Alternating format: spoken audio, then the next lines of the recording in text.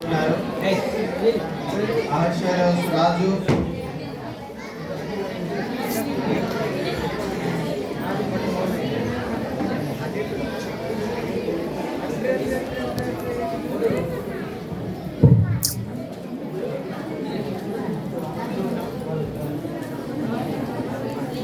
వంశీ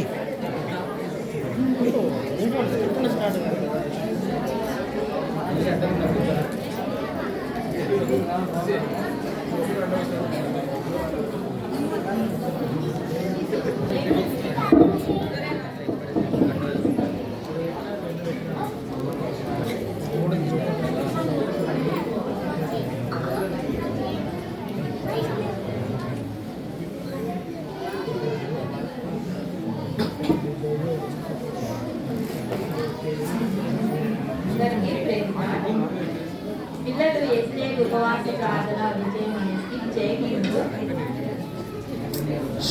నేను కొన్ని మాటలు చెప్తాను.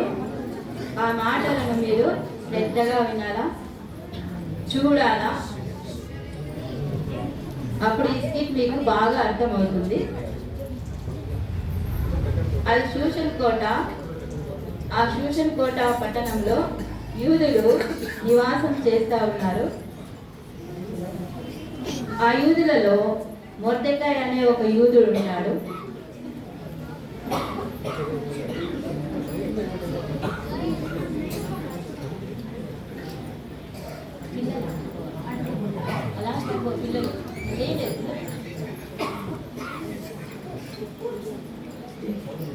యూదులలో మొర్దెకాయ్ అనే ఒక యూదుడు ఉంటాడు.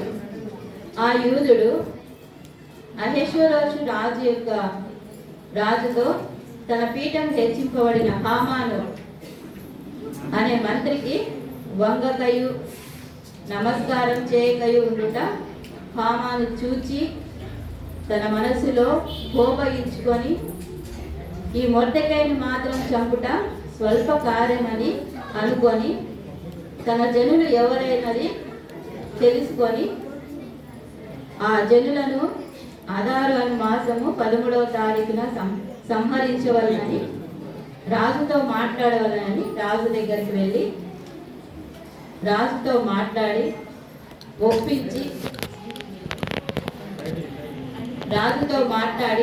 రాజును ఒప్పించి యూదులనందరినీ ఆధారు అను మాసము 13వ తారీఖున హతం చేయబడవనని ఒక ఆజ్ఞ ప్రతిని సిద్ధం చేసి ముద్ర ఇంగరం చేత సిద్ధం చేసి రాజు సంస్థాన రాజ్యములన్నిటికీ పంపిణీ చేస్తారు.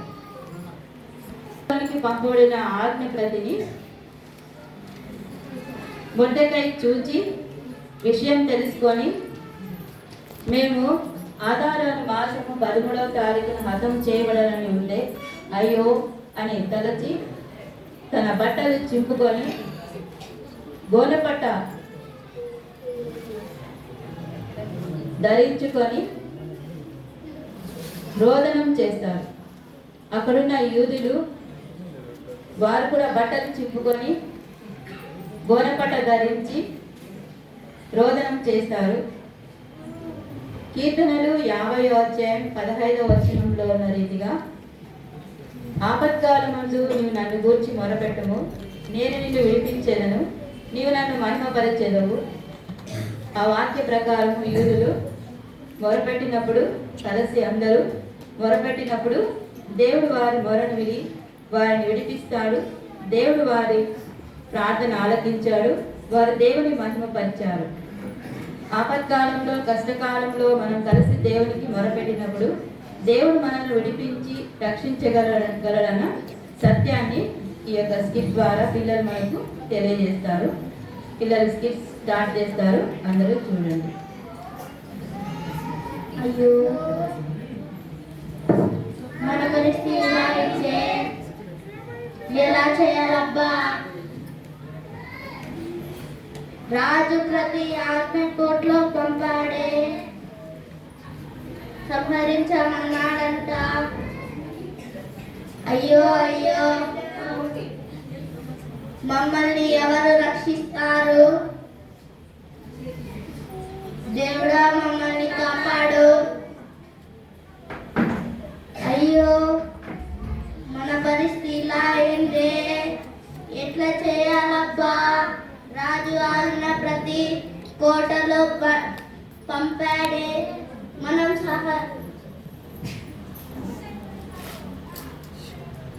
యూదులు ఇక్కడ ఉన్నారు కదా. యూదులందరూ ఏడుస్తున్నారు, మృద్దగా కూడా ఏడుస్తున్నారు. బట్టలు తీసి బూడిద పట్టించుకొని ఏడుస్తున్నారు. పద రాణితో చెప్దాం.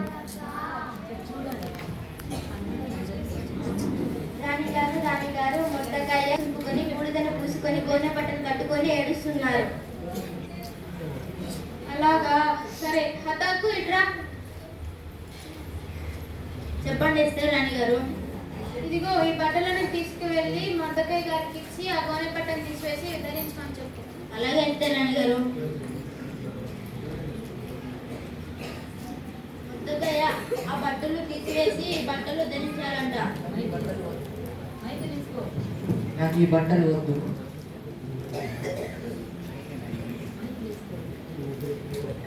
ఎస్తేర్ రాణి గారు, ముద్దకయ్య యూదులందరికీ బట్టలు వద్దంట.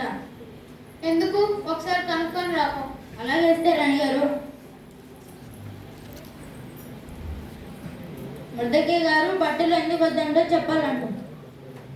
హామాన్ అనువాడు యూదులకు సంబంధించుటకు హామాన్ అనువాడు కక్ష బుద్ధి రాజు చేత అధిపతిని ముద్రించి సూచన కోటలో అంతా పంచుతున్నాడు. ఈ మాట రాణిగారిని రాజుగారితో వెళ్ళి మాట్లాడమని చెప్పుకో. అలాగే ముద్దకయ్య గారు. ఎస్తేర్ రాణి గారు, హామాన్ అనే మంత్రి యూదులందరినీ చంపాలని పట్టుకొని పత్రికలు పంచుతున్నాడంట శీషణ కోటలో. మీరు వెళ్ళి రాజుగారితో మాట్లాడాలంట. అలాగా, నేను రాజుగారి దగ్గరికి వెళ్ళి 30 రోజులు అవుతోంది.